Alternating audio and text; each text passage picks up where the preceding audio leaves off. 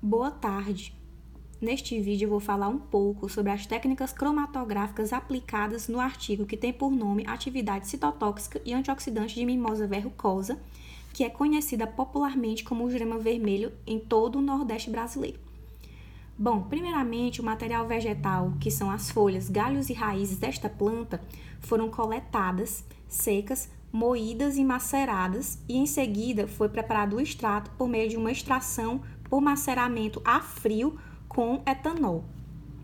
E como é que consiste essa técnica? Essa técnica consiste em colocar o conteúdo vegetal que já foi moído e macerado em um Erlenmeyer ou num becker, colocar o solvente, que seria o etanol no caso, e vedá-lo e colocar em repouso com ocasional agitação sem temperatura.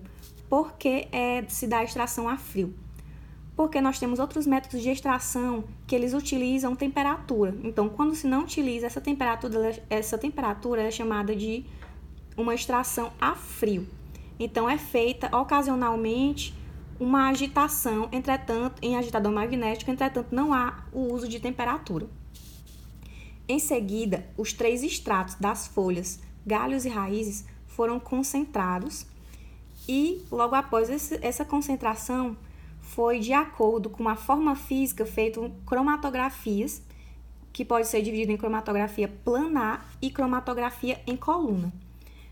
Na cromatografia planar, a metodologia utilizada foi a cromatografia em camada delgada, que é chamada Thin Layer Chromatography. Nessa cromatografia em camada delgada, se utilizam cubetas, essas cubetas aqui, essas cubetas grandes, e dentro destas cubetas se utilizam placas cromatográficas de 20 por 20 centímetros. Essas placas cromatográficas elas vão ter um adsorvente, que pode ser, por exemplo, o gel de sílica. A placa cromatográfica com o adsorvente de sílica é chamada de fase estacionária. Nesta placa cromatográfica, bem na base, um pouquinho acima da base, você coloca o extrato em si e logo abaixo você só deixa um pouquinho em contato com o solvente utilizado, que você quer para fazer a separação dos compostos. Os solventes vão ser a fase móvel. Então, neste artigo foram utilizados os reagentes de Bouchard, o cloreto de ferro, o cloreto de alumínio, o Dragendorf e foi feito também um teste de espuma. Essa cromatografia em camada delgada, ela vai dar uns resultados qualitativos. Então, você vai poder observar a presença ou não do metabólito secundário em questão. Então, no reativo de Bouchard, você vai ver a presença de esteroides, de cloreto de ferro, você vai ver a presença de taninos, o cloreto de alumínio de flavonoides, o teste de espuma, que é você faz uma agitação, a partir do momento que você vê a espuma, a presença ou ausência de saponinas, e de Dragendorf, que você vai poder observar a presença ou ausência de alcaloides.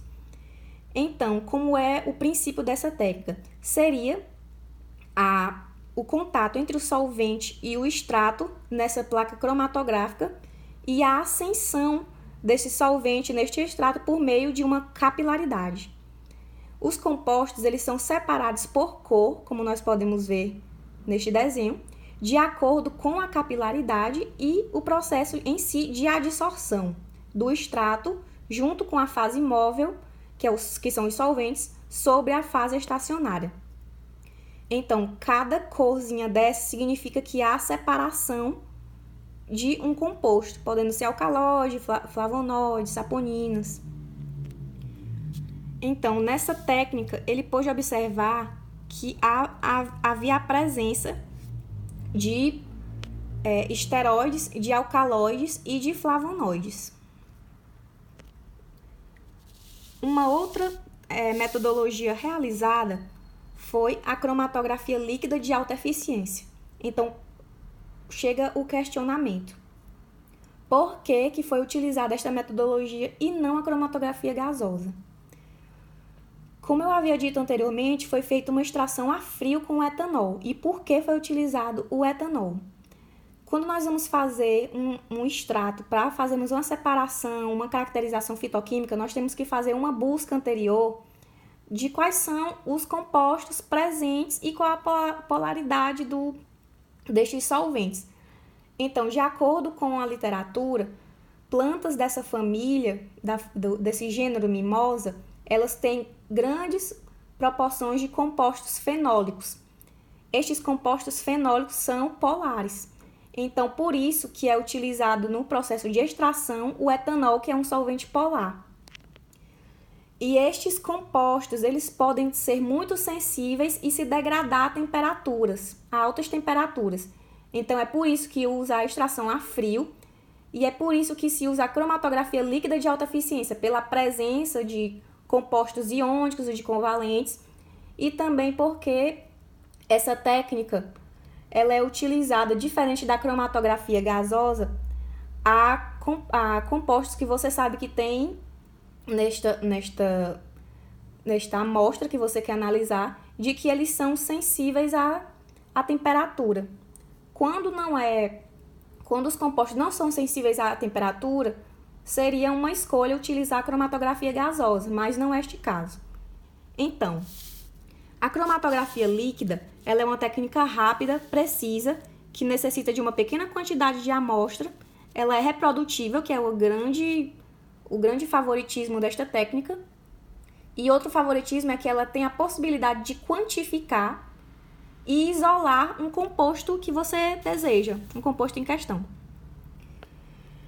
Existem alguns fatores primordiais nesse HPLC, nessa cromatografia líquida de alta eficiência, que são a bomba, o sistema de injeção, o detector, o tipo da coluna, a fase móvel empregada e o tipo de bombeamento. Bom, a bomba utilizada neste artigo foi a LPG 3X00. Essa bomba ela é essencial para que haja um aumento da pressão no sistema e esse aumento da pressão ocasionada pelo bombeamento, pela bomba em si, faz com que a amostra e os componentes da amostra que estão juntos com a fase móvel se movimentem pela coluna cromatográfica e pelo sistema do HPLC. O tipo de injetor que foi utilizado foi um injetor não manual e sim um injetor automático, que há uma menor possibilidade de criação de bolhas e presença de gases que são danosos para o sistema.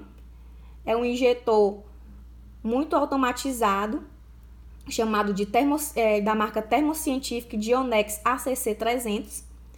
Então, ele é essencial para que haja a preservação e não haja formação de bolhas, a preservação do sistema do HPLC e a não formação de bolhas danosas para o sistema, em que você só injeta a amostra e gira a manivelazinha, ou tem a opção de ser só um sistema todo elétrico, que aí a amostra sozinha vai penetrar por meio da eletricidade, vai penetrar no sistema.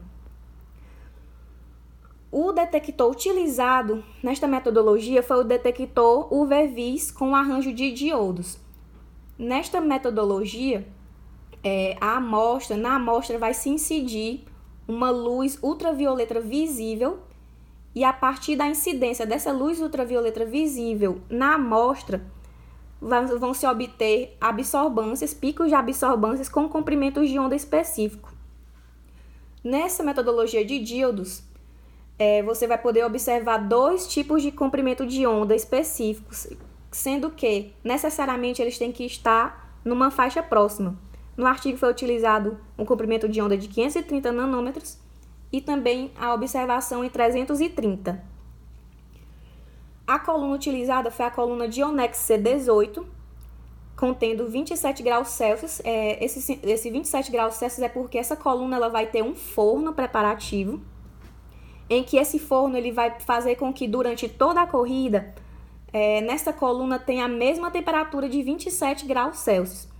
A coluna em si, coluna C18, ela é considerada uma fase estacionária do sistema HPLC e ela é muito eficaz, ela tem uma maior superfície e também tem uma menor quantidade de metais pesados, podendo assim você fazer vários testes de diferentes componentes de amostra. Você pode observar diferentes componentes de amostras nas amostras por essa coluna C18, é como se fosse uma coluna povão. Então, este forno que tem nessa coluna, ele vai preservar a temperatura, manter a temperatura constante em todo o processo da corrida cromatográfica, que vai ser obtida por meio do detector, e indiretamente ela vai atuar no tempo da corrida. A fase móvel utilizada foram solventes polares, como a água e o metanol, porque, como eu já havia dito anteriormente, há a presença de muitos compostos polares nesta amostra em si, neste extrato desta planta. E o bombeamento foi feito não do tipo isocrático, e sim do bombeamento gradiente. O bombeamento isocrático quer dizer que as fases móveis empregadas, elas vão passar numa mesma proporção, por exemplo, 100% e 100%. Já no bombeamento gradiente quer dizer que há uma variação nos solventes utilizados. Eles não são utilizados na mesma proporção.